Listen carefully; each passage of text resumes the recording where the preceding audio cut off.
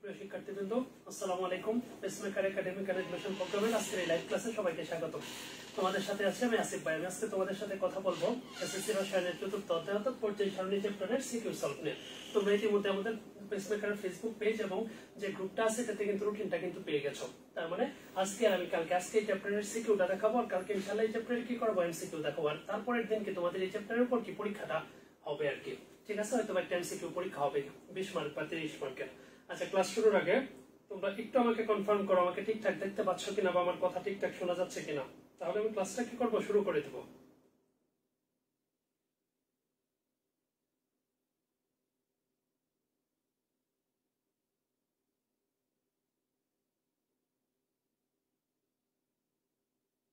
Class শুরুর আগে একটু আমাকে কনফার্ম করো আমাকে ঠিকঠাক দেখতে পাচ্ছ কিনা বা আমার কথা ঠিকঠাক শোনা যাচ্ছে কিনা। আলবিনা মেহেরিন বলতেছো ভাইয়া বেসিক ক্লাস দিলে ভালো হতো। হ্যাঁ আপু, বেসিক ক্লাসও দিব, ধীরে ধীরে সব রকম ক্লাসই আমরা দিব। ঠিক আছে, আপাতত আমরা যেহেতু 26 বছর প্রিটেস্ট পরীক্ষা চলতেছে তাদের কথা চিন্তা করে কি এমসিকিউ গুলো আর সিকিউ গুলো গুছিয়ে দেওয়ার চেষ্টা করতেছি। বেসিকের ক্লাস ইনশাআল্লাহ দিব আমরা সামনে। আমাকে একটু কনফার্ম করো আপু যে আমার কথা ঠিকঠাক শুনতে পাচ্ছ কিনা। হ্যাঁ জি ভাইয়া, সাউন্ড ক্লিয়ার। ঠিক আছে, থ্যাংক ইউ আপু। আশা করি আজকের এই ক্লাসের এই সিকিউ গুলো সলভ করার মাধ্যমে তোমাদের অনেক রকম কনফিউশন কি ক্লিয়ার হয়ে যাবে।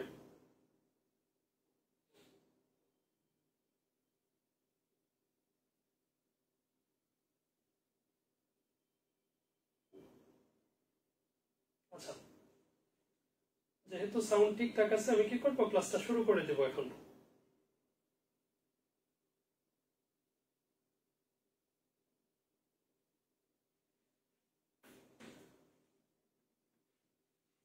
আচ্ছা চলো আমরা শুরু করি।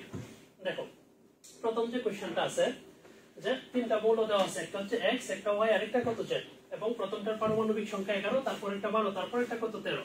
তার মানে 11 পারমাণবিক সংখ্যা বিশিষ্ট মৌলটার নাম আমরা কি জানি সোডিয়াম, 12 পারমাণবিক সংখ্যা বিশিষ্ট মৌলটার নাম কি জানি ম্যাগনেসিয়াম, আর 13 পারমাণবিক সংখ্যা বিশিষ্ট মৌলটার কি নাম জানি বলো তো অ্যালুমিনিয়াম। ঠিক আছে, প্রথম বলছে ডুবের-আইনারের কি সূত্র বলো তো ত্রয়ী সূত্র। তার মানে ডুবের-আইনারের ত্রয়ী সূত্রটা কি ছিল? ডুবের-আইনারের ত্রয়ী সূত্র ছিল, মনে করো a একটা মৌল, b একটা মৌল, c একটা মৌল। মৌলগুলোকে যদি আমি তাদের পারমাণবিক ভরের ক্রম অনুযায়ী সাজাই, মনে করো এর পারমাণবিক ভর হচ্ছে m, c এর পারমাণবিক ভর হচ্ছে কত n, তার মানে b এর পারমাণবিক ভর হবে কি ওই দুইটার পারমাণবিক ভরের যোগফলের কি অর্ধেক বা তার কি বলতো কাছাকাছি। তাহলে ডুবের-আইনারের ত্রয়ী সূত্রটা হচ্ছে যদি মৌলসমূহকে তাদের পারমাণবিক ভরের ক্রম অনুযায়ী সাজানো হয় তাহলে দ্বিতীয় মৌলের পারমাণবিক ভর হবে প্রথম ও তৃতীয় মৌলের পারমাণবিক ভরের কি যোগফলের কি অর্ধেক বা তার কাছাকাছি। আর প্রথম ত্রয়ী মৌল, এটা তোমাদের এমসিকিউ এ আসে, একটু মাথায় রাখতে হবে। প্রথম ত্রয়ী মৌল ছিল হচ্ছে ক্লোরিন, ব্রোমিন, কত আয়োডিন, তোমাদের বইয়ে দেওয়া আছে। যদি সামহাও এটা যদি অপশনে না থাকে তখন কিন্তু দেখাইতে হবে কোনটা, লিথিয়াম, সোডিয়াম, কত পটাশিয়াম। তারপরে দেখো ক্লোরিন একটা কি মৌল বলো তো, হ্যালোজেন মৌল। তার মানে দেখো আমি যদি ক্লোরিনের কথা চিন্তা করি আর পারমাণবিক সংখ্যা কত বলো, এটা কিন্তু খ নাম্বার আর এটা হচ্ছে খ নাম্বার। তাহলে ক্লোরিনের পারমাণবিক সংখ্যা যদি 17 হয়, ওর ইলেকট্রন বিন্যাস হবে কত বলো, 1s2 2s2, তারপরে কত 2p কত 6, তারপরে 3s2 কত 3p কত বলো তো 5। ঠিক আছে, ওর সবার শেষের কক্ষপথে কয়টা ইলেকট্রন আছে 7টা, আর s আর p থাকলে আমরা জানি কত যোগ করতে হবে বলো তো 10, এই জন্য তার গ্রুপ সংখ্যা কত বলো তো 17। যদি বলে ক্লোরিনটাকে কেন একটা হ্যালোজেন মৌল বলে, ওটা কত নাম্বার গ্রুপে অবস্থিত বলো তো 17 নাম্বার গ্রুপে অবস্থিত। ঠিক আছে, এবং এই হ্যালোজেন গ্রুপের যে মৌলগুলো আছে এর মধ্যে ফ্লোরিন, ক্লোরিন, ব্রোমিন, আয়োডিন এগুলা কি হিসাবে ব্যবহার করা যায় বলো, এগুলা কিন্তু লবণ হিসাবে কি করা যায় ব্যবহার করা যায়। আর হ্যালোজেন শব্দের অর্থ কি সামুদ্রিক কি লবণ উৎপাদনকারী, যেহেতু এটা থেকে কি লবণ হিসাবে ব্যবহার করা যায় এই জন্য ক্লোরিনটাকে একটা কি মৌল বলে, হ্যালোজেন মৌল বলে। ঠিক আছে, ক্লিয়ার? আচ্ছা দেখো, তারপরে বলছে ইলেকট্রন বিন্যাস উল্লেখ পূর্বক পর্যায় সারণীতে ওয়াই মৌলের অবস্থান নির্ণয় করো। কার অবস্থান নির্ণয় করতে হবে? ওয়াই। তাহলে ওয়াই মৌলের পারমাণবিক সংখ্যা কত 12, তার মানে মৌলটার নাম কি বলো ম্যাগনেসিয়াম। আমি যদি ইলেকট্রন বিন্যাস করতে চাই ম্যাগনেসিয়াম 12 এর ইলেকট্রন বিন্যাসটা হবে হচ্ছে 1s2 2s2 2p কত 6, তারপরে কত হবে বলতো 3s কত বলতো 2, 6 2 আর 10 2 আর কত 12। তার মানে দেখো পর্যায় আর কি নির্ণয় করতে বলছে অবস্থান। অবস্থান বলতে দুইটা জিনিস জানতে হয়, একটা হচ্ছে তার পর্যায় কত আর একটা কি গ্রুপ কত। আর আমরা জানি কি ইলেকট্রন বিন্যাসের সর্বশেষ শক্তি স্তরটাকে কি বলে পর্যায়, বা সর্বোচ্চ প্রধান কোয়ান্টাম সংখ্যার মান কত পর্যায়। তার মানে এখানে সর্বোচ্চ প্রধান কোয়ান্টাম সংখ্যার মান কত 3। তার মানে পর্যায় কত 3। আর গ্রুপের ক্ষেত্রে কি পড়ছি আমরা, বলো সূত্রটা কি ছিল, s অরবিটালে একটা বা দুইটা যে কয়টা ইলেকট্রন থাকে সেটাই কি তার গ্রুপ, তার মানে তার পর্যায় 3 আর গ্রুপ কত 2। ক্লিয়ার এতটুকু? আচ্ছা চলো ঘ নাম্বারটাতে একটু যাই। দেখো উদ্দীপকের উল্লেখিত মৌল তিনটার পারমাণবিক ব্যাসার্ধের কমক। তাহলে পারমাণবিক ব্যাসার্ধ বা পরমাণুর আকার, ইংরেজিতে আমরা কি বলি এটাকে বলতো, অ্যাটমিক কি বলি, রেডিয়াস বলি। তার মানে মৌল তিনটার পারমাণবিক ব্যাসার্ধের কি দেখাইতে হবে, ক্রম দেখাইতে হবে। তার মানে দেখো একটা কি দেওয়া আছে বলতো, সোডিয়াম, একটার পারমাণবিক সংখ্যা 11, একটার 12, আর একটা 13। তার মানে সোডিয়াম, ম্যাগনেসিয়াম এবং কত অ্যালুমিনিয়াম, ওর পারমাণবিক সংখ্যা 11, ওর ক্ষেত্রে কত 12, ওর ক্ষেত্রে কত 13। আর আমরা কি জানি পরমাণুর আকার বা পারমাণবিক ব্যাসার্ধের ক্ষেত্রে বাম দিক থেকে ডান দিক গেলে কি হয়, পারমাণবিক ব্যাসার্ধের মান কি হয়, বাড়ে, এবং উপর থেকে নিচের দিকে গেলে পারমাণবিক ব্যাসার্ধের মানটা কি হয় বলতো, কমে। এটার কারণ কি, আমি যতই বাম দিক থেকে ডান দিকে যাব ততই একটা করে কি হয় বলতো, ইলেকট্রন বাড়ে। একটা করে ইলেকট্রন বাড়ে মানে কি, নিউক্লিয়াসে কি বাড়া, প্রোটন বাড়া, যে কারণে প্রোটন এবং ইলেকট্রনের মাঝখানে আকর্ষণ কি হয় বলতো, বেশি হয়। যেমন সোডিয়ামের ক্ষেত্রে প্রোটন আছে কয়টা, 11টা, ইলেকট্রন আছে কয়টা, 11টা। আমি যদি অ্যালুমিনিয়ামের কথা চিন্তা করি, ওর প্রোটন কয়টা, 13টা, ইলেকট্রনও কয়টা, 13টা। তার মানে কি 11টা প্রোটন এবং ইলেকট্রনের তুলনায় 13টা প্রোটন এবং ইলেকট্রনের আকর্ষণটা কি হবে বলতো, বেশি হবে, যে কারণে ওর পরমাণুর আকারটা কি হবে, ছোট হবে, আর ওরটা কি হবে বলতো, বড় হবে। তার মানে উল্লেখিত মৌল তিনটার পারমাণবিক ব্যাসার্ধের যদি আমি ক্রম দেখাই, তাহলে অ্যালুমিনিয়ামটা কি হবে বলতো, সবচেয়ে কম হবে, ম্যাগনেসিয়ামটা তার চেয়ে একটু বেশি হবে, সোডিয়ামটা কি হবে বলো, তার চেয়ে কি হবে, বেশি হবে। এতটুকু কি তার পারমাণবিক ব্যাসার্ধের কি ক্রম। আশা করি প্রথম কোশ্চেনটা ক্লিয়ার সবার কাছে। 2 নম্বরে যাব আমি। দেখো কারো কোনো প্রবলেম আছে কিনা, বা আমার কথা ঠিকঠাক শুনতে পাচ্ছ কিনা। কোনো প্রবলেম হইলে একটু আমাকে কমেন্টসে একটু ইনফর্ম করতে হবে, বা কারো কোনো বুঝতে কোনো প্রবলেম হইলেও আমাকে বলতে পারো।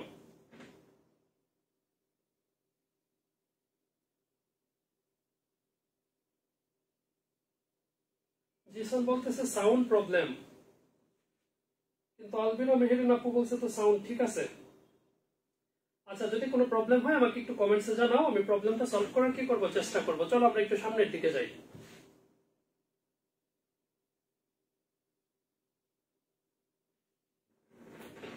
আচ্ছা দেখো, তারপরে এই কোশ্চেনটা খুবই ইম্পর্টেন্ট, এরকম টাইপের কোশ্চেন আসে। এখানে কি পারমাণবিক সংখ্যা দেওয়া আছে, তার মানে 5 পারমাণবিক সংখ্যা আমরা কার জানি বলতো, বোরনের কত 5, কার্বনের কত 6, নাইট্রোজেনের কত জানি বলতো 7, অক্সিজেনের কত জানি বলতো 8, এবং 9 কার বলতো ফ্লোরিন।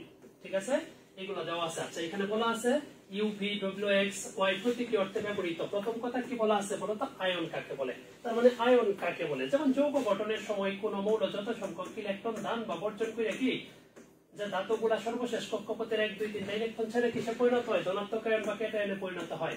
তার মানে কি অধাতুগুলো একটা ইলেকট্রন গ্রহণ করে কি বলতো, ঋণাত্মক। তার মানে কি ইলেকট্রন দান বা গ্রহণ করার ফলে যে মৌলগুলার যে অবস্থা সৃষ্টি হয় সেটাকে আমরা কি বলি বলতো, আয়ন বলি।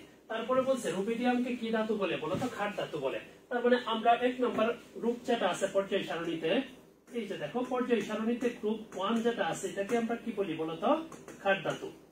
মৌলগুলা কি কি আছে, লিথিয়াম, সোডিয়াম, পটাশিয়াম, তারপরে কি রুবিডিয়াম, তারপরে কি সিজিয়াম, তারপরে কি বলতো ফ্রান্সিয়াম। যদি বলে এটাকে কেন ক্ষার ধাতু বলে, প্রথম কথা হচ্ছে এটা কয় নাম্বার গ্রুপে অবস্থিত, 1 নাম্বার গ্রুপে অবস্থিত। আর 2 নাম্বার কথা হচ্ছে এই রুবিডিয়ামটা পানির সাথে বিক্রিয়া করে কি উৎপন্ন করে, ক্ষার উৎপন্ন করে। এটার ক্ষেত্রে যদি চিন্তা করি H প্লাস OH কত বলতো মাইনাস, তার মানে এখানে হইলো কত RB কত OH প্লাস কত বলতো H2। তার মানে এই রুবিডিয়ামটা পানির সাথে বিক্রিয়া করে কি উৎপন্ন করে, ক্ষার উৎপন্ন করে। এই জন্য এটাকে কি ধাতু বলে বলতো, ক্ষার ধাতু বলে। ক্লিয়ার কথা। তাহলে आंसर হবে কি 1 নাম্বার গ্রুপে অবস্থিত, এবং রুবিডিয়ামটা পানির সাথে বিক্রিয়া করে কি উৎপন্ন করে বলতো, ক্ষার উৎপন্ন করে। এই জন্য এটাকে কি বলে, ক্ষার ধাতু বলে।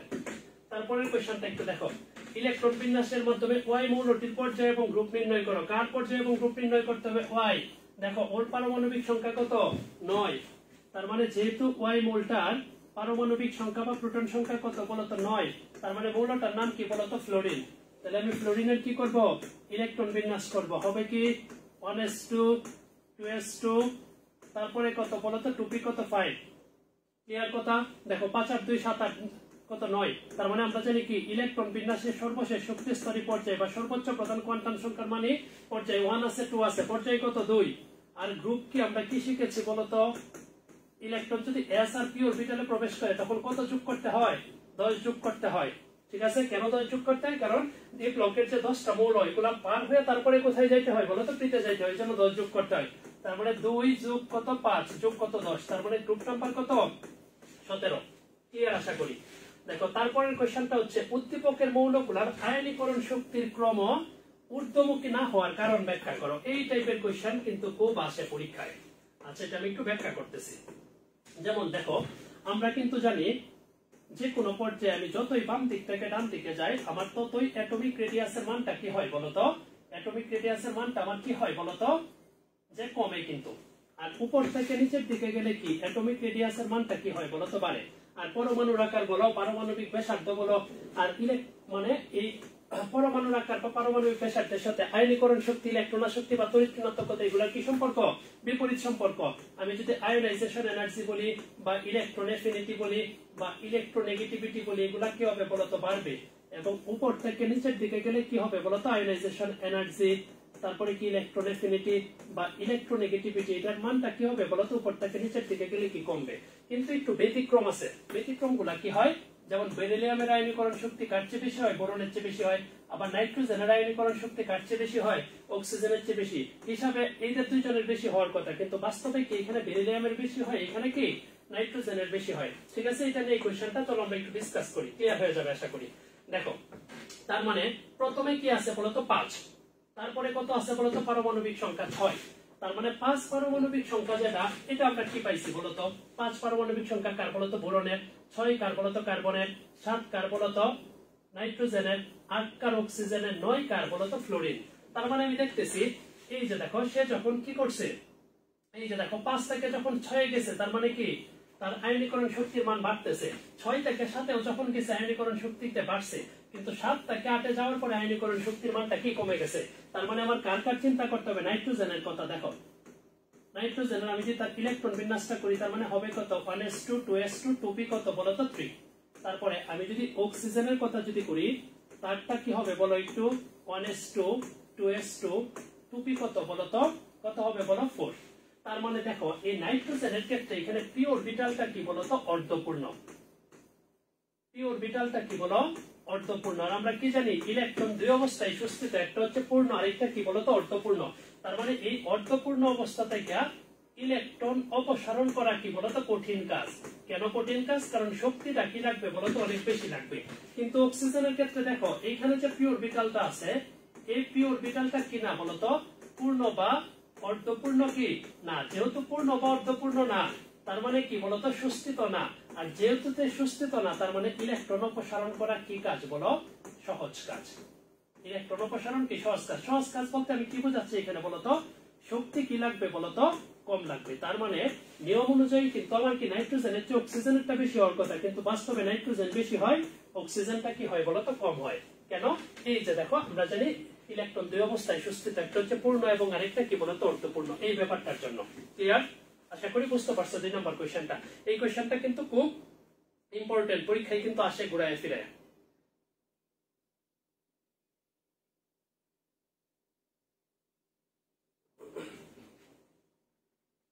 কারো কোনো প্রবলেম হইলে একটু আমাকে জানাইতে পারো কমেন্টস বক্সে, একটু কমেন্টের মাধ্যমে আমাকে কি করতে পারো? একটু জানাতে পারো কারো কোনো প্রবলেম হইলে।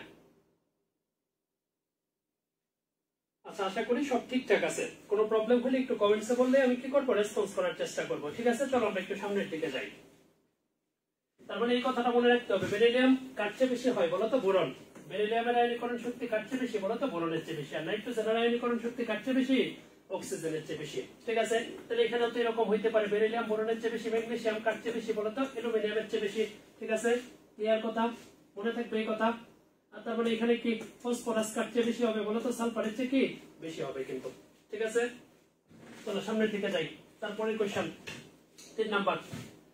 দেখো একটা উদ্দীপক দেওয়া আছে, উদ্দীপক পরে দেখতেছি। প্রথমে কি বলছে? ধাতু কাকে বলে? আমরা জানি কি যে সকল মৌলের সর্বশেষ কক্ষপথে কি বলতে 1 2 3 ইলেকট্রন থাকে, তাদেরকে আমরা কি ধাতু বলি। বা সনাতন মতবাদ অনুযায়ী তুমি এটাও বলতে পারো যে যে সকল মৌল চকচকে আঘাত করলে কি ধাতব শব্দ হয় এবং তাপ এবং বিদ্যুৎ সুপরিবাহী, তাদেরকে আমরা কি বলি? ধাতু বলি। ঠিক আছে, এবং ধাতুর যে ধর্ম সেগুলাকে কি বলে? ধাতব ধর্ম। ম্যাগনেসিয়াম 2+ বলতে কি বোঝো? তার মানে ম্যাগনেসিয়াম 2+ বলতে কি বোঝায় বলতো? ওর পারমাণবিক সংখ্যা কত বলতো? 12। মানে ওর প্রোটন সংখ্যা কত? 12। বা পারমাণবিক সংখ্যাও কত? 12। আমি যদি ইলেকট্রন সংখ্যা বলি, সে দুইটা ইলেকট্রন কি করছে, ত্যাগ করছে, তার মানে ইলেকট্রন সংখ্যা কত, 10। আর নিউট্রন সংখ্যা কত বলো তো, 24 মাইনাস কত, 12 সমান কত হবে বলো, 12। কি সংখ্যা, নিউট্রন সংখ্যা। ঠিক আছে, দেখো এ এবং এক্স এর ইলেকট্রন আসক্তির ক্রম ব্যাখ্যা করো। যেমন দেখো লিথিয়ামের উপরে, তার মানে এখানে কার কথা বোঝানো হয়েছে, হাইড্রোজেনের কথা। আর দেখো নিয়নের উপরে, তার মানে কি বোঝাইছে বলতো, হিলিয়াম। তার মানে হাইড্রোজেন, আর কার কথা আছে বলতো, হিলিয়াম। বলছে এ এবং এক্স এর ইলেকট্রন আসক্তির ক্রম কি করো বলতো, ব্যাখ্যা করো। তার মানে ইলেকট্রন আসক্তির ক্রম যে আমরা পড়ছিলাম যে ইলেকট্রন এফিনিটি বাম দিক থেকে ডান দিকে গেলে কি বাড়ে, আর উপর থেকে নিচের দিকে গেলে কি বলতো, কমে। কিন্তু আমরা জানি কি নিষ্ক্রিয় মৌলের নিষ্ক্রিয়তার কারণ কিন্তু তিনটা। মূলত নিষ্ক্রিয়, এই ব্যাপারটা একটু জানতে হবে, না হয় এই কোশ্চেনটা তোমাদের কি ভুল হয়ে যাবে। যে নিষ্ক্রিয় মৌলের নিষ্ক্রিয়তার কারণ, নিষ্ক্রিয় মৌলের নিষ্ক্রিয়তার কারণ কয়টা, তিনটা। প্রথম যে কথাটা, ওর আয়নীকরণ শক্তির মান সর্বোচ্চ, ওর আয়নীকরণ শক্তির মান কত বলো, সর্বোচ্চ। 2 নাম্বার যে কথা, ওর ইলেকট্রন এফিনিটির মান কত, 0, এবং তার ইলেকট্রোনেগেটিভিটির মানও কত বলতো, 0। তার মানে দেখো এইখানে হিলিয়ামটা একটা কি বলতো, নিষ্ক্রিয় মৌল। ওর ইলেকট্রন আসক্তির মান কত বলতো, 0। কেন ইলেকট্রন আসক্তির মান 0 হবে, কারণ ওর কয়টা ইলেকট্রন আছে, 2টা। ওর কত নিয়ম মানছে বলতো, 2 এর নিয়ম মানছে। তার মানে কি লভ 2 এর বা ডুপ্লেক্স কি করতেছে বলতো, ফলো করতেছে। তার মানে যেহেতু নিষ্ক্রিয় মৌলের ইলেকট্রন আসক্তির মান 0, তার মানে এখানে ইলেকট্রন আসক্তির ক্রমটা কি হবে, ওর ইলেকট্রন আসক্তি 0। তার মানে কি হাইড্রোজেনেরটা বেশি হবে, কার চেয়ে বেশি হবে, হিলিয়ামের চেয়ে বেশি হবে। আশা করি ক্লিয়ার সবার কাছে। দেখো আজান পড়তেছে, আজানটা শেষ হলে আমি আবার ক্লাসটা শুরু করব।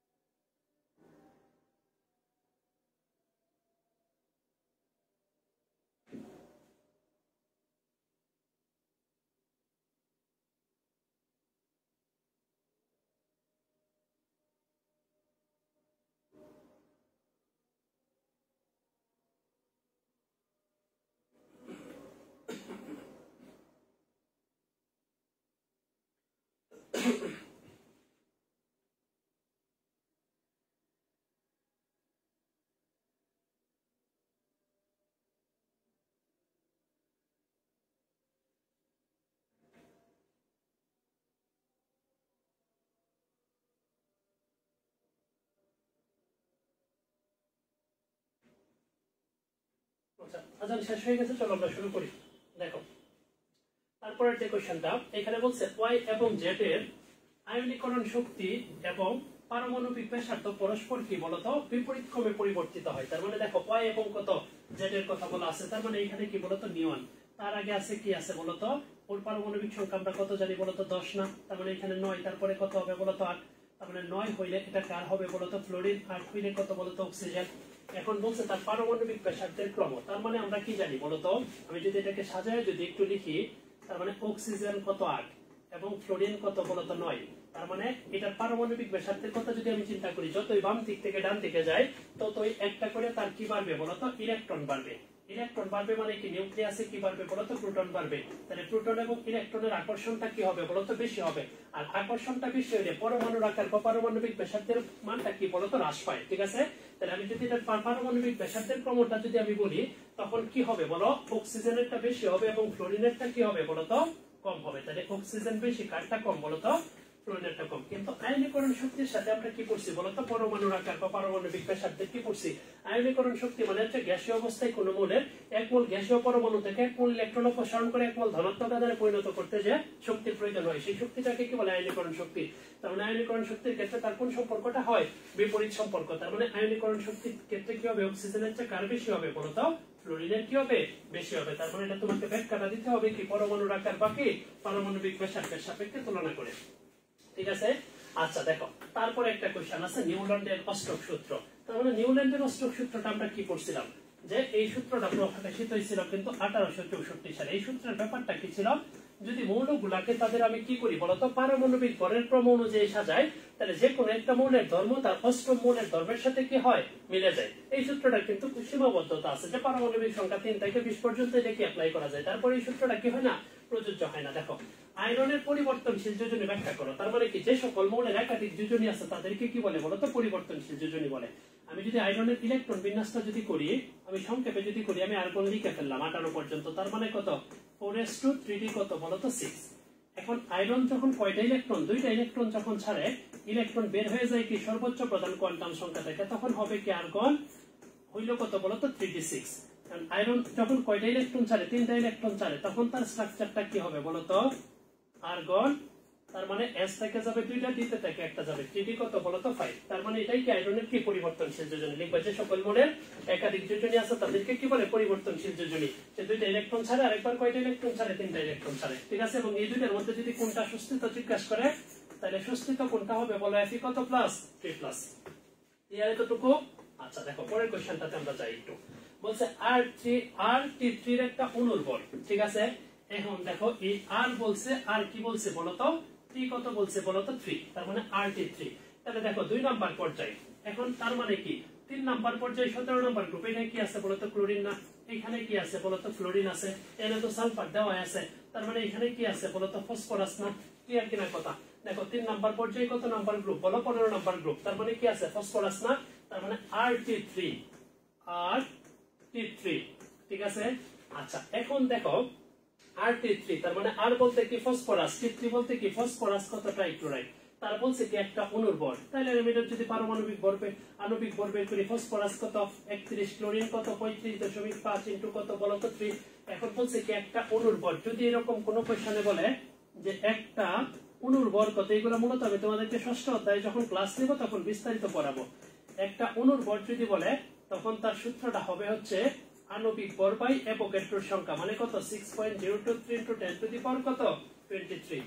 তাহলে দেখো 35.5 ইনটু কত 3 প্লাস কত 31, তার মানে হইছে কত 137.5, 137.5 বাই অ্যাভোগাড্রোর সংখ্যা, মানে কত 6.023 ইনটু 10 টু দি পাওয়ার কত 23, এটা ভাগ 6.023 ইনটু 10 টু দি পাওয়ার কত বলো 23, আচ্ছা কত 2.28 into 10 to the power minus কত 22। একটা অণুর ভর, যেহেতু বল বলছে তার মানে তো কি হবে বলো তো গ্রাম। ক্লিয়ার এতটুকু। আচ্ছা চলো আমরা এই সিকিউ এর লাস্ট কোশ্চেনটা একটু দেখি। বলা আছে যে AD এবং QT মৌলগুলোর পারমাণবিক আকারের কি করতে হবে বলতো তুলনা করতে হবে, তার মানে কত DA এবং কত বলতো Q2। এখন পারমাণবিক আকারের যে ব্যাপারটা আমরা পড়েছি, বাম দিক থেকে ডান দিকে গেলে পরমাণুর আকার বা পারমাণবিক ব্যাসার্ধ কি হয় বলতো কমে, আর উপর থেকে নিচের দিকে গেলে পারমাণবিক ব্যাসার্ধের মানটা কি হয় বলতো বাড়ে। তার মানে তুমি ডি আর কিউ এর মধ্যে যদি চিন্তা করো, তার মানে ডি এর মানটা কি হবে বলতো বড় হবে, কিউ এরটা কি হবে বলতো ছোট হবে। আবার এ আর টি এর মধ্যে যদি তুমি চিন্তা করো, এটা বড় হবে, টিটা কি হবে বলতো ছোট হবে। আবার দেখো এই দুইটার ক্ষেত্রে কি হয়েছে বলতো, ডি এবং এ উপর থেকে নিচের দিকে গেলে কি বলতো বাড়ে না, তার মানে এর মানটা কাটছে বড় হবে বলতো ডি এর মানটা বড় হবে। আর উপর থেকে নিচের দিকে গেলে কি বলতো বাড়ে, তার মানে টি এর মানটা কাটছে বড় হবে বলতো কিউ এর চেয়ে কি হবে বলতো বড় হবে। তাহলে এতটুকু আমরা বুঝতে পারছি কিনা, ক্লিয়ার কথা? আচ্ছা এখন দেখো এইখান থেকে তো আমরা আসলে বুঝতে পারতেছি এখানে এর মানটা কাটছে বড় হয়েছে বলতো ডি এর মান, আবার কিউ এর চেয়ে বড় হয়েছে বলতো টি হয়েছে, টি কি হয়েছে বলতো বড় হয়েছে। তাহলে এই দুইটা যদি তুমি চিন্তা করো, তার মানে কিউ এর মানটা কি আসছে আবার বলতো সবচেয়ে কি আসছে বলতো, দেখো এই কিউ আর টি যদি তুলনা করি, কিউ আর টি এর মধ্যে কি ছোট বলতো কিউ ছোট, তার মানে কিউ, ঠিক আছে। তারপরে দেখো আমি যদি এইটা একটু তুলনা করি, যেমন দেখো এই দুইটাই কিন্তু আমি তোমাদেরকে কি করতেছি একটু ডিসকাস করতেছি। তাহলে ডি এবং কিউ এর মাঝখানে কার মানটা বড় হবে বলতো, ডি এর মানটা বড় হবে, কিউ এর মানটা কি হবে বলতো ছোট হবে। তাহলে পরমাণুর আকার বা পরমাণুর ব্যাসার্ধ বাম দিক থেকে ডান দিকে গেলে কমবে, উপর থেকে নিচের দিকে গেলে কি হবে বলতো মানটা কি হবে বাড়বে। তার মানে সবচেয়ে কম আমার কার হবে বলতো কিউ এরটা কিন্তু হইলো, ঠিক আছে। তাহলে কি কিউ এরটা কি হইলো বলো, কম হইলো, কিন্তু কিউ এর চেয়ে একটু বড় কে বলতো টি কিন্তু। তারপরে দেখো এই দুইটার ক্ষেত্রে কি হবে, এটা বড় হয়েছে এটা কি ছোট হয়েছে, আবার এটার ক্ষেত্রে কি এটা বড় হবে এটা কি ছোট হবে। আর এই দুইটার মধ্যে কি বলতো এটা বড়, আর এই দুইটার মধ্যে কি হবে বলতো এটা বড় হবে। তার মানে এখানে কি সবচেয়ে ছোট কে বলতো কিউ, তাহলে কিউ এর চেয়ে একটু বড় কে বলতো টি, আবার টি এর চেয়ে বড় কে বলতো এ। তার মানে টি এবং এর মধ্যে বড় কে বলতো এ কিন্তু বড়। তার মানে কত বলতো, এখানে কত দিলাম বলতো টি কিন্তু আমি দিলাম, ঠিক আছে।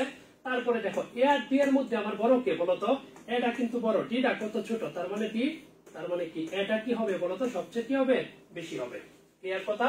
তার মানে ভিন্ন ভিন্ন পর্যায়ে আর ভিন্ন ভিন্ন গ্রুপ থাকলে তোমার কত হচ্ছে, আগে তুমি কি করবা পর্যায় সারণীর মতো করে কি করবা সাজাবা, তারপরে বাম দিক থেকে ডান দিকে যে দুইটা গেছে এটার মধ্যে তুলনা করবা, উপর থেকে নিচের দিকে যেগুলা গেছে এগুলোর মধ্যে কি করবা তুলনা করবা, তারপরে ওভারঅল সবগুলা কি করতে হবে বলতে হবে, ঠিক আছে। চলো সামনের দিকে যাই। দেখো এক্স ওয়াই জেড এবং আর চারটা মৌল, তাদের পারমাণবিক সংখ্যা 17, 17 মানে ক্লোরিন, 20 মানে কি ক্যালসিয়াম, 23 মানে কি ভ্যানাডিয়াম 23, 30 মানে কি বলতো জিঙ্ক কত 30। বলছে নিঃসরণ কাকে বলে, তৃতীয় অধ্যায়ে পড়া। সৌরছিদ্র পথে উচ্চ চাপের স্থান থেকে কোনো গ্যাসের নিম্ন চাপের স্থানের দিকে কি বলতো সহজে বের হওয়ার প্রক্রিয়াকে কি বলে নিঃসরণ বলে। পলিপ্রোপিনকে দ্রুত পলিমার বলে কেন, ঠিক আছে। এগুলাতে ক্ষুদ্র ক্ষুদ্র অণুযুক্ত একই বৃহৎ অণু তৈরি করে, ঠিক আছে। পলিথিন থেকে পলিপ্রোপিন উৎপন্ন হয়। দেখো ইলেকট্রন বিন্যাসের মাধ্যমে জেড মৌলের অবস্থান, কার অবস্থান দেখাইতে হবে বলতো জেড। তাহলে জেড এর পারমাণবিক সংখ্যা কত আসছে বলতো 23। আমি যদি ইলেকট্রন বিন্যাস করি কি হবে 1s2 2s2 2p কত 6, তারপরে কত বলো 3s2, তারপরে কত বলতো 3p কত 6, তারপরে 4s2 3d কত বলতো 3। তার মানে সর্বোচ্চ প্রধান কোয়ান্টাম সংখ্যার মান কত বলতো 4, তার মানে পর্যায় কত 4। দেখো সর্বশেষ ইলেকট্রন কি s আর d অরবিটালে প্রবেশ করছে, গ্রুপ বের করতে চাইলে দুইটা কি করতে হবে যোগ করতে হবে, তার মানে 2 + 3 = কত বলতো 5, ক্লিয়ার কথা। আচ্ছা দেখো তারপরে বলছে কি এক্স ওয়াই এবং কত আর মৌল তিনটার আকারের কি করতে হবে বলতো ক্রম বা কি করতে হবে তুলনা করতে হবে। তাহলে আকারের প্রথম যে কথাটা, বাম দিক থেকে ডান দিকে গেলে আকারের মানটা কমে, আবার উপর থেকে নিচের দিকে গেলে আকারের মানটা কি হয় বলতো বাড়ে কিন্তু, ঠিক আছে। তাহলে এক্স বলতে আমি কার কথা বলছি বলো ক্লোরিন, ওয়াই এর ক্ষেত্রে বলছি কার কথা ক্যালসিয়াম, ঠিক আছে। আর বলতে কার কথা বোঝানো হয়েছে বলতো জিঙ্কের কথা কিন্তু বলা হয়েছে। এখন আমি যদি একটু কম্পেয়ার করি বা আমি যদি পর্যায় সারণীর মতো করে যদি কি করি বলতো সাজাই, তার মানে দেখো তো এখানে কি আছে, তাহলে একটা আছে কি ক্লোরিন, একটা আছে ক্যালসিয়াম, আর আরেকটা কি বলতো জিঙ্ক। তার মানে ক্লোরিন যদি এইদিকে থাকে, তারপরে কি আছে আর্গন, তার নিচে কি থাকবে আমার বলতো পটাশিয়াম, ঠিক আছে।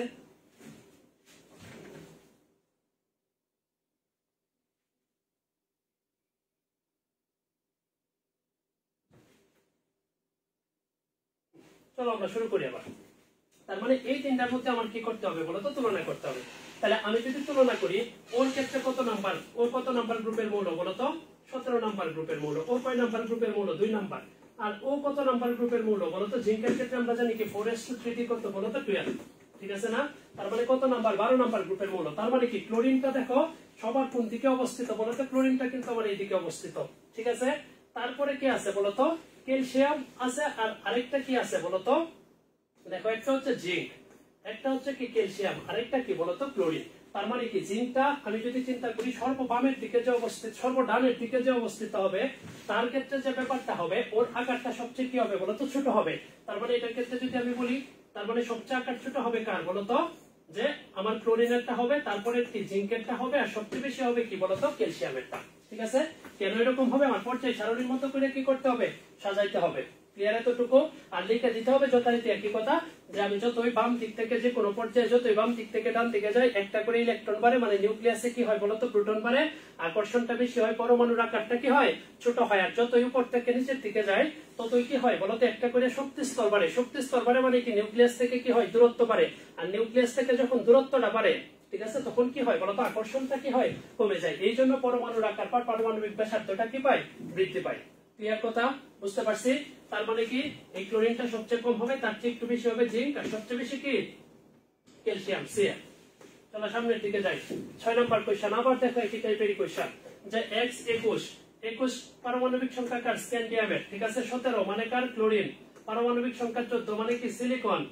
11 মানে কি বলতো, সোডিয়াম। প্রথম বলছে 2 এর নিয়ম।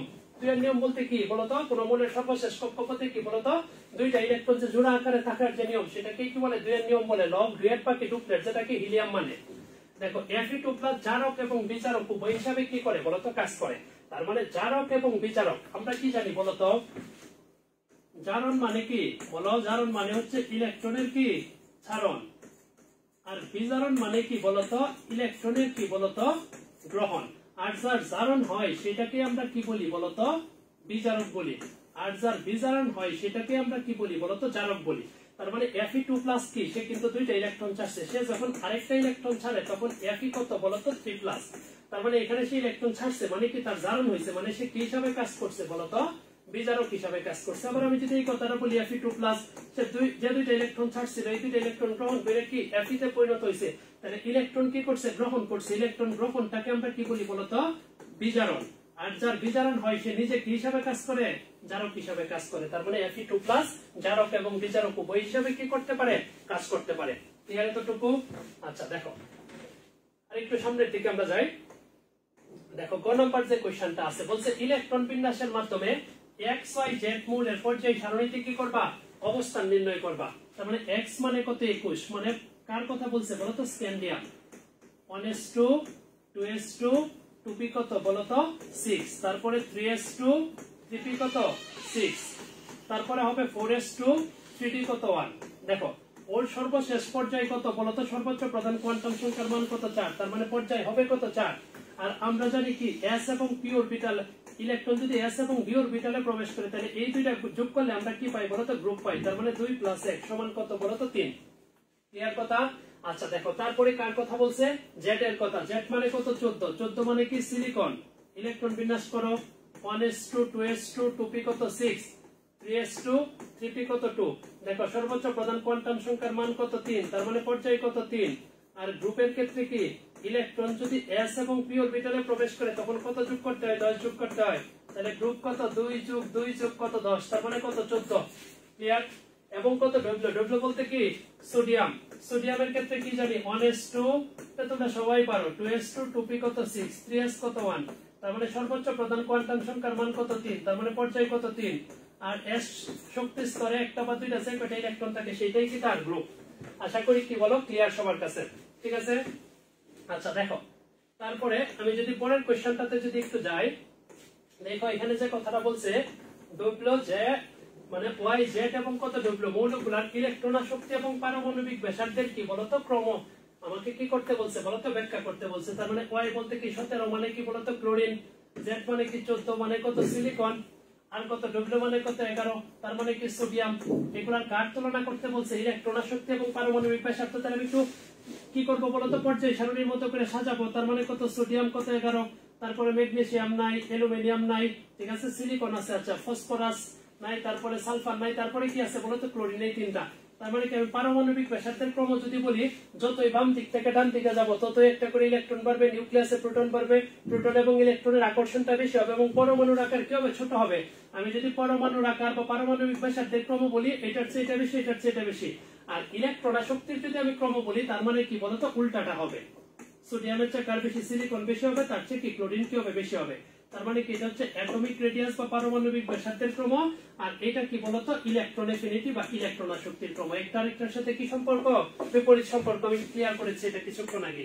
দেখো তারপরের কোশ্চেনটাতে আমি একটু যাই, তার আগে আমি একটু তোমাদের কমেন্টস গুলো একটু পড়ে নিব, কারণ কোনো প্রবলেম আছে কিনা বা ক্লাস ঠিকঠাক বুঝতেছো কিনা।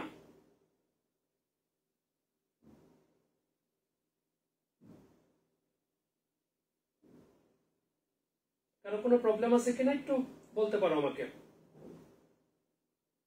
বা ক্লাস ঠিকঠাক বুঝতেছো কিনা। এই সিকিউ গুলা সলভ করলে তোমার মোটামুটি বোর্ড পরীক্ষার জন্য কি হয়ে যাবে। সুক্তারা বলতেছে আসসালামু আলাইকুম স্যার। ওয়ালাইকুম আসসালাম আপু।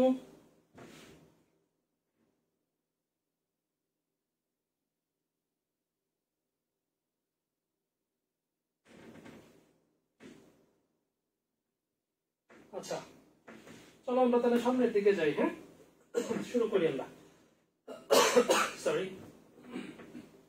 দেখো তারপরে বলছে উপমুখী বিক্রিয়া কাকে বলে। তার মানে উপমুখী বিক্রিয়া সপ্তম অধ্যায়ে পড়েছি। যদি কোনো বিক্রিয়া আমরা কি পাই বলতো, বিক্রিয়ক থেকে উৎপাদ পাই, যে বিক্রিয়ক পদার্থ থেকে উৎপাদ এবং উৎপাদ পদার্থ থেকে কি বলতো, যদি কোনো রাসায়নিক বিক্রিয়ায় বিক্রিয়ক পদার্থ সমূহকে উৎপাদ এবং উৎপাদ পদার্থ সমূহকে পুনরায় কিসে পরিণত করা যায়, বিক্রিয়কে পরিণত করা যায়, তবে সেটাকে কি বলে, উপমুখী বিক্রিয়া বলে। ঠিক আছে। আচ্ছা অক্সিজেনের যোজনী এবং যোজ্যতা ইলেকট্রন এক নয়। দেখো অক্সিজের পারমাণবিক সংখ্যা, ইলেকট্রন বিন্যাস কত হবে বলো, 1s2 2s2, 2p কত হবে বলো তো 4। তাহলে প্রথম কক্ষপথে 2টা, দ্বিতীয় কক্ষপথে কয়টা, 6টা। ওর সবার শেষের কক্ষপথে কয়টা ইলেকট্রন আছে বলো তো, 6টা ইলেকট্রন। তার মানে ওর যোজ্যতা ইলেকট্রন হবে কত, 6। আর আমরা জানি কি কোন মৌল যে কয়টা ইলেকট্রন গ্রহণ বা বর্জন করে অষ্টক পূরণ করে সেটাই সেই মৌলের কি বলতো যোজনী। তাহলে অক্সিজেন 2টা ইলেকট্রন গ্রহণ করে কিসে পরিণত হয় বলতো, অষ্টকে পরিণত হয়। এই জন্য অষ্টক পূর্ণ করে, এই জন্য ওর আমরা বলবো কত বলতো, ওর যোজনী কত 2। যদি ওর জারণ মান বলি তখন কত হবে বলতো, -2। ক্লিয়ার কিনা এতটুকু। দেখো তারপরের যে কোশ্চেনটা আছে, এরকম কোশ্চেন আমি অলরেডি তোমাদেরকে দেখিয়েছি। দেখো এক্স ওয়াই এবং জেড মৌল তিনটার ইলেকট্রন আসক্তির কি বলতো ক্রম। তার মানে এক্স ওয়াই এবং কত জেড। দেখো এটা হচ্ছে হিলিয়াম, এটা কি নিয়ন, তার মানে এটা কি বলতো আর্গন। ঠিক আছে। তার আগে কি থাকবে বলতো ক্লোরিন, আর এটা ম্যাগনেসিয়াম, তার আগে কি সোডিয়াম, আর ম্যাগনেসিয়ামের পরে কি থাকবে বলতো অ্যালুমিনিয়াম। তার মানে এগুলার কি বলছে বলতো, ইলেকট্রন আসক্তির কি দেখাইতে হবে বলতো ক্রম। তাহলে ইলেকট্রন আসক্তির ক্ষেত্রে আমরা কি পড়ছি বলতো, ইলেকট্রন এফিনিটি যতই বাম দিক থেকে ডান দিকে যায় ততই কি বলতো বাড়ে, যতই উপর থেকে নিচের দিকে গেলে মানগুলা কি বলতো কমে। তার মানে ওর চেয়ে ওর বেশি, ওইটার চেয়ে কার বেশি বলতো, ক্লোরিনের বেশি। ক্লিয়ার কথা। তাহলে ব্যাখ্যাটা দিতে হবে কি, পরমাণুর আকার বা পারমাণবিক ব্যাসার্ধের সাথে যে তার বিপরীত সম্পর্ক এটা তুলনা করে। আচ্ছা তারপরে একটু খেয়াল করো, ঘ নম্বর যে কোশ্চেনটা বলছে এক্স এবং জেড মৌল দুইটি উভয়ই অত্যন্ত সক্রিয় মৌল, কিন্তু তাদের সক্রিয়তার কারণ ভিন্ন। তার মানে এখানে কার কথা বলছে বলতো, সোডিয়াম। ঠিক আছে। আর এইখানে কার কথা বলছে বলতো, জেড। তার মানে জেড বলতে এখানে কার কথা বলছে বলতো, ক্লোরিনের কথা বলছে। দেখো দুইজন একই নাম্বার পর্যায়ে অবস্থিত, 3 নাম্বার। ওর ইলেকট্রন বিন্যাস কত বলতো, 281, আর ওর ক্ষেত্রে কি বলতো 28 কত বলতো 7। এটা কি একটা বলতো সোডিয়াম, কিন্তু একটা কি বলতো ধাতু, আর ক্লোরিনটা কি বলতো অধাতু। ঠিক আছে। আর আমরা যদি চিন্তা করি ধাতু, সোডিয়ামের ক্ষেত্রে কি, ধাতুগুলোর ক্ষেত্রে কি তার আয়নীকরণ শক্তির মানটা যত কম হয় সেটা কি হয় বলতো, তত কি হয়, সক্রিয় হয়। আর অধাতুগুলোর ক্ষেত্রে কি হয় বলতো, তার ইলেকট্রন শক্তির মানটা যত বেশি হয় তত কি হয় বলতো, সক্রিয় হয়। তার মানে দুইজনেই সক্রিয়, কিন্তু একজন কি বলতো ধাতু, ধাতুর কারণে সক্রিয়, আর একটা কি বলতো অধাতুর কারণে সক্রিয়। তার মানে কি সোডিয়ামের যে ব্যাখ্যাটা এটা দিতে হবে তোমার আয়নীকরণ শক্তির কথা বললা, যে ধাতুর ক্ষেত্রে আয়নীকরণ শক্তির মানটা যত কম হয় সেটার সক্রিয়তা কি হয় বলতো, তত বেশি হয়। আর এখানে ক্লোরিনটা কি বলতো অধাতু, আর অধাতুর ক্ষেত্রে যে ব্যাপারটা তার ইলেকট্রন শক্তির মানটা যত বেশি হবে তত কি হবে বলতো, সক্রিয় হবে। তার মানে দুইজনই সক্রিয়, কিন্তু দুইজনের কারণটা কি বলতো ভিন্ন।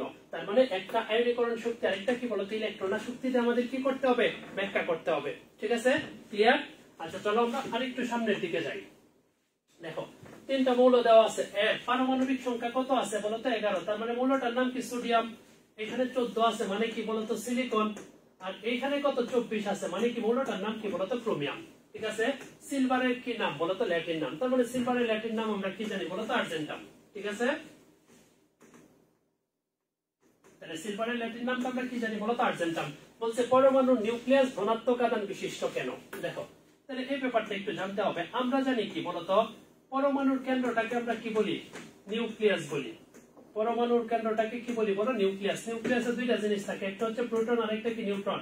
প্রোটনের চার্জ কি পজিটিভ আর নিউট্রনের চার্জ কত 0। তার মানে দুইটা যদি আমি যোগ করি তার মানে কি পরমাণুর কেন্দ্র কি আধান বিশিষ্ট, ধনাত্মক আধান বিশিষ্ট। আমরা আরেকটা কথা জানি, সমধর্মী আধানগুলো পরস্পরকে কি করে বিকর্ষণ করে, তার মানে কি পরমাণুর কেন্দ্রে প্রোটন সমূহ কেন বিকর্ষণ করে না, এখানে একটা বল কাজ করে, তোমরা ফিজিক্সে পড়েছো, এটাকে কি বলতো সবল নিউক্লিয় বল। তার মানে এই সবল নিউক্লিয় বলের কারণে ওরা পরস্পরকে কি করে না বলতো বিকর্ষণ করে না। তার মানে কেন ধনাত্মক আধান বিশিষ্ট বুঝতে পারছি। পরমাণুর কেন্দ্রে কি আছে প্রোটন আর নিউট্রন, প্রোটনের চার্জটা কি পজিটিভ, নিউট্রনের চার্জ কত, নিউট্রন তো আধান নিরপেক্ষ, তার মানে কি পরমাণুর কেন্দ্রে কোন আধানের অস্তিত্ব আছে, ধনাত্মক আধানের অস্তিত্ব আছে। ক্লিয়ার এতটুকু? আচ্ছা দেখো বলছে এ এবং বি মৌলের আয়নীকরণ শক্তির কি করো বলো তো তুলনা করো। তার মানে এ কি সোডিয়াম, তারপরে কি ম্যাগনেসিয়াম, তারপরে অ্যালুমিনিয়াম, তারপরে কি বলতো সিলিকন। তাহলে আয়নীকরণ শক্তির ক্ষেত্রে আমরা কি জানি, যত বাম দিক থেকে ডান দিকে যায় তত আয়নীকরণ শক্তির মানটা কি পরে বাড়ে। তার মানে সোডিয়ামের চেয়ে সিলিকনের আয়নীকরণ শক্তি কি বলতো বেশি। আর ব্যাখ্যাটা তুমি কিভাবে দিবা, যথারীতি একই কথা, পরমাণুর আকার বা পারমাণবিক ব্যাসার্ধের সাথে তুলনা করতে হবে। ঠিক আছে, বা যেগুলো আমি ক্লাসের শুরুতেও তোমাদেরকে ক্লিয়ার করছি। গ নাম্বার কোশ্চেনটা একটু খেয়াল করো। গ নাম্বারের যে কোশ্চেনটা আছে বলছে গ্রুপে মৌলের অবস্থান সর্বদাই সর্ববহিস্থ ইলেকট্রন সংখ্যার কি হয় না, সমান হয় না। উদ্দীপকের আলোকে কি করতে বলছে, ব্যাখ্যা করতে বলছে। চলো একটু আমরা ব্যাখ্যা করি। প্রথমটা কি সোডিয়াম। তাহলে সোডিয়ামের ক্ষেত্রে কি তার ইলেকট্রন বিন্যাসটা কত জানি, 1s2 2s2 2p কত বলতো 6। ওর সবার শেষের কক্ষপথে আমি কয়টা ইলেকট্রন পাইছি বলতো, একটা না। তার মানে কি এখানে কিন্তু কি বলছে বলতো যে গ্রুপে মৌলের অবস্থান সর্বদাই বহিস্থ স্তরের ইলেকট্রন সংখ্যার কি হয় না, সমান হয় না।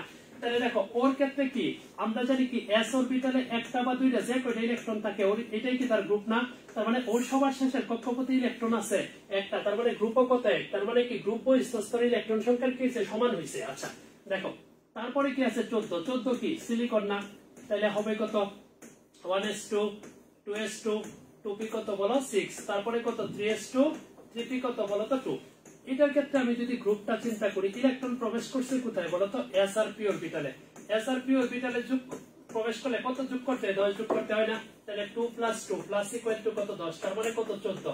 কিন্তু একটু খেয়াল করে এখানে এই জিনিসটাই বোঝাইছে যে এই সিলিকনের সর্বশেষ কক্ষপথে ইলেকট্রন আছে কয়টা, 4টা, কিন্তু তার গ্রুপ সংখ্যা কত হইছে বলতো 14।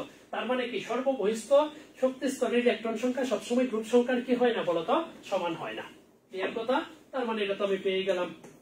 বুঝতে পারছো কিনা? ক্লিয়ার কথা?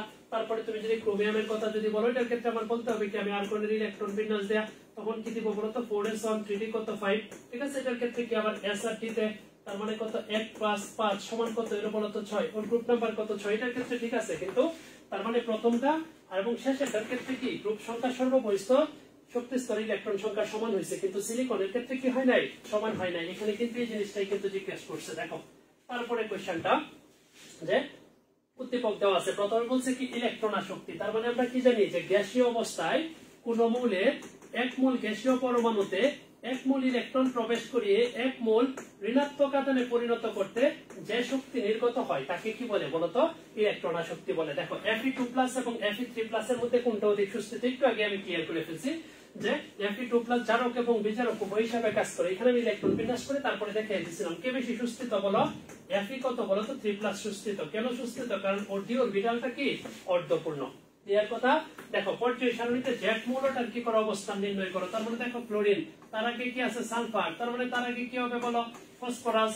তাহলে আমি যদি ফসফরাসের অবস্থান নির্ণয় করতে চাই, সবাই পারি আমরা ফসফরাসের পারমাণবিক সংখ্যা কত 15, ইলেকট্রন বিন্যাস কত বলো 1s2 2s2, তারপরে কত বলো তো 2p6, তারপরে কত 3s2 3p কত 3, তার মানে ওর পর্যায়ে কত বলো 3। আমি যদি গ্রুপের কথা চিন্তা করি, ইলেকট্রন যদি srp অরবিটালে প্রবেশ করে, দুইটা কি যোগ করে কত, দুইটার সাথে 10 কিন্তু যোগ করতে হয়, তার মানে 2 + 3 + 10, তার মানে কত গ্রুপ কত 15। ক্লিয়ার কথা? আচ্ছা তারপরের যে কোশ্চেনটা আছে একটু খেয়াল করো, বলছে কি Wx এবং কত y একই রকম ধর্ম প্রদর্শন করে। তার মানে কি লিথিয়াম, এটা কত সোডিয়াম, তারপরে কি বলতো পটাশিয়াম, তারপরে কি বলতো রুবিডিয়াম। তার মানে লিথিয়াম সোডিয়াম পটাশিয়াম রুবিডিয়াম ওরা একই রকম ধর্ম প্রদর্শন করে কিনা, মানে ওরা একই গ্রুপে অবস্থিত। এটা আমাকে কি করতে হবে বলতো প্রমাণ করতে হবে। প্রথম কথা কি আমি যদি এটা প্রমাণ করতে চাই, ওদের ইলেকট্রন বিন্যাসটা তুমি দেখাইতে পারো। সবার ইলেকট্রন বিন্যাসটা কি রকম বলতো একই রকম। যেহেতু ইলেকট্রন বিন্যাসটা একই রকম, এই জন্য তারা কি করে একই গ্রুপে অবস্থান করে। আবার দেখো সোডিয়াম, তারপরে কি পটাশিয়াম, তারপরে কি বলতো রুবিডিয়াম, এগুলো যদি আমি অক্সিজেনের সাথে বিক্রিয়া দেই, তার মানে হইলো কি বলতো সোডিয়াম অক্সাইড। ক্লিয়ার কথা? আবার এটা কি হইলো বলতো পটাশিয়াম অক্সাইড, এটার ক্ষেত্রে আবার কি হইলো বলতো রুবিডিয়াম অক্সাইড হইলো। বুঝতে পারছি কিনা? 3 নাম্বার কথা এগুলোর সাথে যদি আমি কার হ্যালোজেনের যদি বিক্রিয়া দেই, কার বিক্রিয়া দেই বলতো হ্যালোজেন। হ্যালোজেন বলতে কি বলতো chlorine. Chlorine chlorine bromine iodine, তার মানে এখানে হইল কি বলতো সোডিয়াম ক্লোরাইড। এখানে হইলো আমি সমতা করতেছি না, জাস্ট আমি বিক্রিয়াগুলো দেখাইতেছি। এটা কি বলতো রুবিডিয়াম ক্লোরাইড। ঠিক আছে, ক্লিয়ার বুঝাইতে পারছি কিনা? ক্লিয়ার এতটুকু? তার মানে কি যেহেতু এদের ইলেকট্রন বিন্যাসটা কি রকম হয়েছে বলতো একই রকম হয়েছে। ওরা পানির সাথে অক্সিজেনের সাথে কি করতেছে বলতো একই রকম বিক্রিয়া করতেছে। আবার ক্লোরিনের সাথেও কি করতেছে বলতো একই রকম কি করতেছে বলতো বিক্রিয়া করতেছে। আবার প্রত্যেকটার সাথে যদি তুমি কার বিক্রিয়া দাও, পানির বিক্রিয়া যদি দাও, তাহলে সোডিয়াম যখন কি H2O এর সাথে বিক্রিয়া করে তখন কি উৎপন্ন হবে কি সোডিয়াম হাইড্রোক্সাইড। আবার দেখো পটাশিয়াম যখন H2O এর সাথে বিক্রিয়া করবে তখন হইল কি পটাশিয়াম হাইড্রোক্সাইড। রুবিডিয়াম যখন কার সাথে বিক্রিয়া করবে H2O এর সাথে রুবিডিয়াম কত হাইড্রোক্সাইড। তার মানে কি যেহেতু ওরা বারবার একই রকম কি করতেছে বিক্রিয়া দিতেছে, তার মানে ওরা কি একই গ্রুপে কি অবস্থিত, বা এদের ধর্মগুলা কি রকম একই রকম। বুঝতে পারছো? ক্লিয়ার কথা বুঝাইতে পারছি? আচ্ছা, তোমাদের কারো কোনো প্রবলেম আছে কিনা একটু কমেন্টসে, বা আমাকে ঠিকঠাক দেখতে পাচ্ছ কিনা, বা ক্লাসের কোনো প্রবলেম হচ্ছে কিনা একটু কমেন্টসে চাইলে আমাকে একটু রেসপন্স করে জানাইতে পারো, বা ক্লাসে কোনো প্রবলেম হচ্ছে কিনা, বা আমার কথা ঠিকঠাক বুঝতে পারতেছো কিনা। আচ্ছা চলো আমরা একটু সামনের দিকে যাই। হ্যাঁ, আরো 3-4টা সিকিউ আমার কি আছে এখনো বাকি আছে। চলো আমরা সামনের দিকে যাই। আর আরেকটা কথা, আমি কিন্তু আগামীকালকে ইনশাল্লাহ কি করবো, এই যে তোমাদের যে চতুর্থ অধ্যায় আছে, চতুর্থ অধ্যায়ের উপর কি করবো একটা এমসিকিউ ক্লাস নিবো কিন্তু। ঠিক আছে, তাহলে আগামীকালকে এমসিকিউ ক্লাস হবে 9 তারিখ। আর 10 তারিখে এই চ্যাপ্টারের উপর তোমাদেরকে একটা পরীক্ষা হবে। পরীক্ষাটা তোমরা 10 তারিখ সকাল 9টা থেকে রাত্রে 10টার মধ্যে কি যে কোনো সময় তোমাদের সুবিধাজনক সময় কি করতে পারবা, পরীক্ষাটা দিতে পারবা। ঠিক আছে, ক্লিয়ার?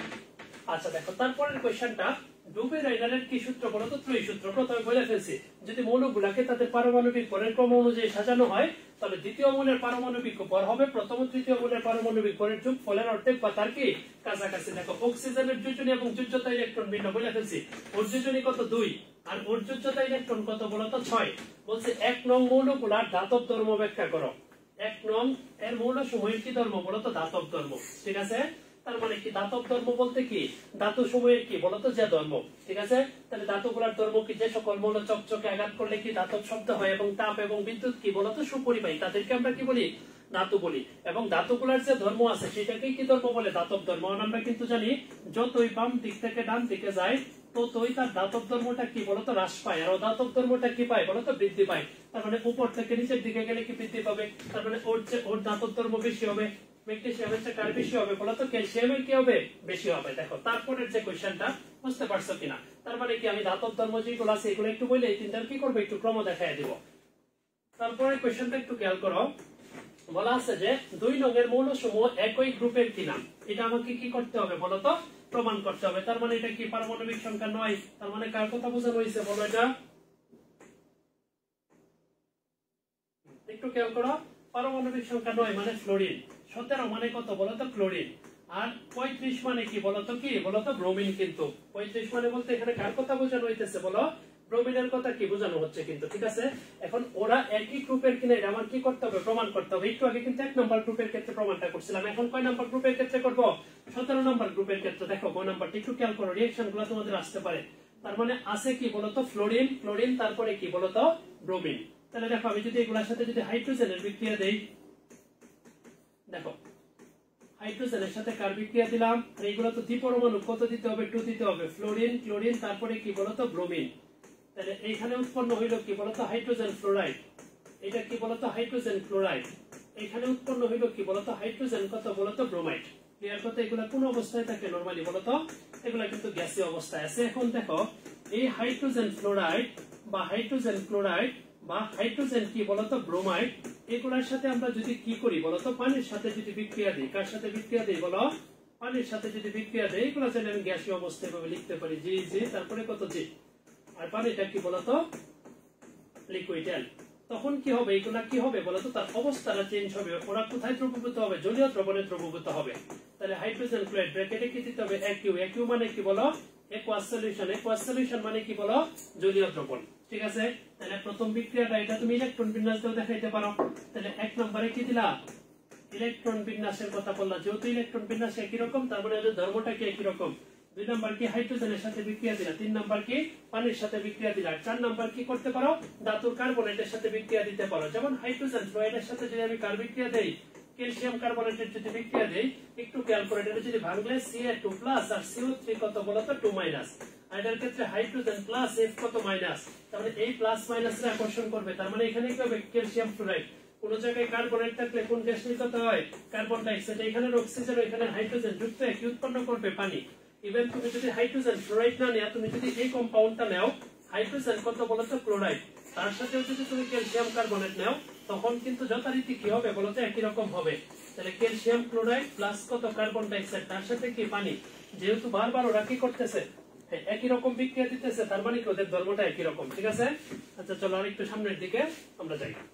দেখো মেন্ডেলিফের পর্যায় সূত্র, মেন্ডেলিফের, আচ্ছা এইটাই হচ্ছে কি আমার আজকের দিনের লাস্ট কোশ্চেন। এটাই যদি করো তাহলে মোটামুটি কি তোমাদের এই চ্যাপ্টার সম্পর্কে একটা ক্লিয়ার কাট আইডিয়া হয়ে যাবে। দেখো মেন্ডেলিফের পর্যায় সূত্র হচ্ছে যদি মৌলগুলাকে তাদের পারমাণবিক ভরের ক্রম অনুযায়ী কি হয়, বা আমি যদি সংক্ষেপে সূত্রটা বলতে চাই সেটা হবে মৌলসমূহের ভৌত রাসায়নিক ধর্মাবলী তাদের পারমাণবিক ভর বৃদ্ধির সাথে সাথে পর্যায়ক্রমে কি হয় আবর্তিত হয়। বলছে পিঁপড়ার কামড়ের স্থানে চুন ব্যবহার করতে হয় কেন, পিঁপড়া কামড় দিলে আমাদের সে যে অ্যাসিডটা পুশ করে এটা হচ্ছে কি মিথানোয়িক অ্যাসিড বা ফর্মিক অ্যাসিড, আর কি চুন, চুন মানে কি বলতো ক্যালসিয়াম অক্সাইড। তাহলে আমি যদি বিক্রিয়াটা করি তার মানে হবে কত HCO ইনটু কত বলতো 2 ইনটু কত C প্লাস কত বলতো H2, তার মানে কি হইতাছে বলতো ক্যালসিয়াম ফর্মেট হইতাছে। আর এসিড আর ক্ষারক বিক্রিয়া করে এখানে কি উৎপন্ন করতেছে লবণ এবং পানি, বেতাটা কি হবে প্রশমন হয়ে যাবে। দেখো প্রথম ও তৃতীয় মৌল দ্বারা গঠিত যৌগের 1 গ্রামে কিসের সংখ্যা চাইছে বলতো পরমাণুর সংখ্যা। তাহলে প্রথম আর তৃতীয় এটা কি ম্যাগনেসিয়াম, এটা কত বলতো ক্লোরিন, তাহলে গঠিত হবে কত বলতো ম্যাগনেসিয়াম ক্লোরাইড। 1 গ্রামে পরমাণুর সংখ্যা, এগুলো যখন আমি তোমাদেরকে ষষ্ঠ অধ্যায়টা করাবো তখন কি করবো দেখাবো, এগুলো টাইপ ওয়াইজ আমি করাবো।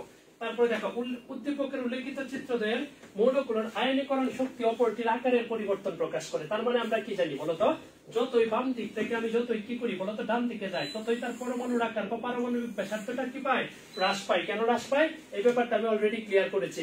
একটা করে ইলেকট্রন বাড়ে প্রোটন বাড়ে আকর্ষণ কম হয়, পরমাণুর আকারটা কি হয় বলতো ছোট হয়। আর এটার ক্ষেত্রে আবার ইলেকট্রন আর শক্তির সম্পর্কটা কি সম্পর্ক হয় বলতো, বা আয়নীকরণ শক্তির সম্পর্কটা বিপরীত সম্পর্ক হয়। ঠিক আছে, তার মানে যেহেতু পরমাণুর আকার বা পারমাণবিক ব্যাসার্ধ হ্রাস পাবে, এটা কি পাবে বৃদ্ধি পাবে। ক্লিয়ার, এতটুকুই ছিল আমার আজকের ক্লাস। ধন্যবাদ সবাইকে আমার সাথে দেখার জন্য। আবার অন্য কোনো ক্লাসে দেখা হবে। আসসালামু আলাইকুম।